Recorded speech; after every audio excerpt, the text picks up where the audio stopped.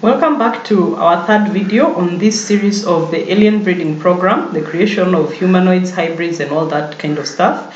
So we have actually looked at the biblical foundation, and even as we start looking at experiences, let me just say something shortly here. From Philippians 2 verse 9 up to 11, it says, "Wherefore God also has highly exalted him and given him a name which is above every name, that at the name of Jesus every knee should bow, of things in heaven and things in earth and things under the earth, and that every tongue should confess that Jesus Christ is Lord, to the glory of God the Father." I want to start by saying this so that you can first of all remember that Jesus Christ is Lord of all. He is Lord, he is exalted, he is exalted above every name, above everything that there is. You know, all these powers and principalities and whatever all these things are that are coming to breed with the human race, anything the devil can come up with, whether fallen angels, whether demonic spirits, whether the devil himself, they all must bow to the name of Jesus, so that we first of all eliminate any fear that the enemy tries to create when delving into this topic. Jesus is the Lord, he is King, he is above everything that we encounter in this world,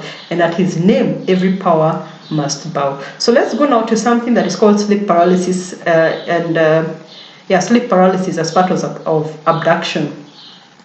So this is one of the most commonly known demonic attacks that the medical fraternity has foolishly, and I say that very, very proudly, has foolishly tried to explain away. Healthline.com says that it is a temporary loss of muscle function while sleeping. They then give symptoms as follows: feeling as if someone is pushing you down, feeling like someone or something is in the room, feeling fear, hallucinations during, right before, and after sleep. So all these, when you look at them, these things are describing a demonic attack. And why I call this foolish is because you'll find many medical journals actually talking about this thing, but they cannot actually say where it comes from or what happens. You see, when you say, people are saying they're feeling like there's something or someone in the room, they are sensing a presence of evil. They are afraid and they cannot move. It is a spiritual attack. This is not something that happens because you ate something or you are stressed or anything like that. This is a spiritual attack. When I started first experiences, I experienced this for quite some time.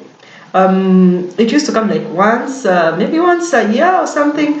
And then now it became frequent in my life as well. But one thing I can tell you from anyone, if you suffer from sleep paralysis, because this is a demonic attack, let me tell you what helped me. Every time, because I was born again when I started experiencing these things, every time this spiritual attack would come and I would feel like I could not move, the one thing that I had to say was the name of Jesus. In my heart, I knew I must say the name of Jesus.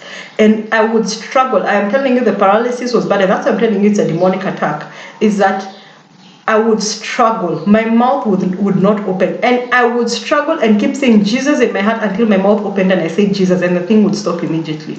So people, this is a demonic attack. And if you are experiencing it, call on the name of Jesus. That is what they don't tell you. No medical journal will tell you that at the name of Jesus, these things must bow. But I am telling you from personal experience that thing happens. Sometimes you feel like they're choking you and you cannot even move. But just keep saying the name of Jesus in your heart. Jesus will give you strength until you voice it out loud, and that power must stop. It must cease. It ceases in the name of Jesus. And when your mouth is open, when you finally open your mouth, rebuke it in the name of Jesus. So this used to happen to me a lot, but I had never experienced an abduction kind of experience. So one time I was in my room. I was sleeping one time, and then I had this. So it was almost like a dream. I was like in a dream-like state or in something like that. So anyway, what happened was I found myself walking along a road, and as I was walking, I started doing something. There's something I used to do where you run and you almost run in the air, 2 steps in the air, and you run on the ground, then 2 steps in the air, something like that. That's something that I used to do when I'm skipping, when I'm jogging. I don't know how I used to do that, but I guess it wasn't something from God. So anyway, so in this dream, I found myself doing that. And then immediately I got into the air. I was pulled up into a whole lot of darkness at terrific speeds. And I was like, oh my God, where am I and what is going on? Because I was conscious. I was seeing so much darkness like you have never seen before. So much darkness. I don't know how you can describe it. It's like darkness times 1,000. Where there's absolutely no light. It is just black, pitch black. And I was pulled by a serious force at terrific speed. And as I was going, I started feeling myself crying, help. And so it's like something from inside my heart. It's like my soul was crying. And I started saying, Jesus. I said, Jesus. And you know, I was struggling. I found myself again paralyzed. I couldn't say the name of Jesus. So I was struggling to say the name of Jesus. And finally, when I was able to say the name of Jesus, the whole thing stopped and I found myself back in my bed. So that was my almost abduction experience. But this is just to tell you guys that in case you're feeling like it's something you cannot be able to share, you don't need to share, but at least acknowledge that this thing has happened to you and that Jesus is able to help you. So I called on the name of Jesus and I found myself back in my bed. When I got back in my bed and I opened my eyes, do you know what I saw? I wish I had downloaded photos, but I haven't. You see those alien creatures which they normally show in movies with the huge eyes, which look like a teardrop, upside down teardrop. So I saw this thing and it was looking at me when I was on the bed. It was looking at me. So I was just like, I rebuked it in the name of Jesus. Or I rebuke you in the name of Jesus. I said, I rebuke you in the name of Jesus, and the thing just went away. So I knew that was a failed abduction experience because of what I even saw afterwards and what I experienced. So I just want to tell you that these things are real. These are not things that are fake. This is not loony talk. These are real things. And we are speaking of them because, let me tell you something, when you're in the light, everything must come into the light, okay? We speak of these things because the church will not speak of them, but we have to address them from the Bible so that you stop feeling like you're alone in all this. So I want us to go to a certain website here. I hope it's still on. It's still up. Yes, here it is. So this is, you can just look at this and go and type it out on your this address here, thought catalog. So I went here looking for this alien abduction experiences, and I would advise you to go through DuckDuckGo. When you go through Google, sometimes it filters to bring what, you know, those things which they want you. It's almost a programming kind of thing. But if you want real things, just go to DuckDuckGo and search through it. So these are some of the experiences, yeah? So this one was for 1976, where 4 friends in their early 20s went camping in rural Maine. On the second night, they noticed a very bright light, but nothing more. On the third night, they decided to try night fishing. In the canoe, they noticed the bright light again. One of them used a flashlight to flash light into an SOS pattern at the light. The light then expanded and enveloped all 4 men. That's the last thing they remember.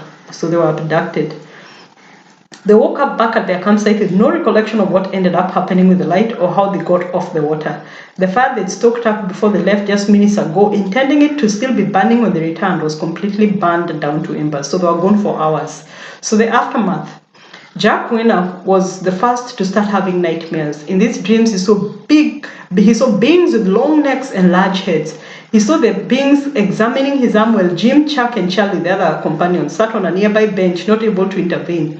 The beings had large metallic glowing eyes with no lids, and their hands were insect-like with 4 fingers. The other 3 men were experiencing very similar dreams with short mental clips of that night on the lake. So this guy, Jim Winner, attended a UFO conference hosted by Raymond Fowler. So he shared his experiences with this guy, and then, you know, this guy was really interested in it because he was like, I mean, these are 4 people who have experienced this. So, I mean, they have like 4 angles of the same story. So the description of the aliens was consistent among the 4. And these 4 men were artists, so they were able to make detailed sketches of the entities, the crafts, and the examining instruments. So these guys actually experienced this. When you go through this whole list, we shall continue even in the next video on this. When you go through this whole list, you'll find many people who can actually, they were abducted when it's not one person, 2 people were abducted together, or someone was abducted when they were among friends, so the friends can vouch for the fact that they disappeared for some time. Yeah. So let's continue in the next one, because this one I think is almost timing out. Yeah. So let's continue in the next one with these experiences.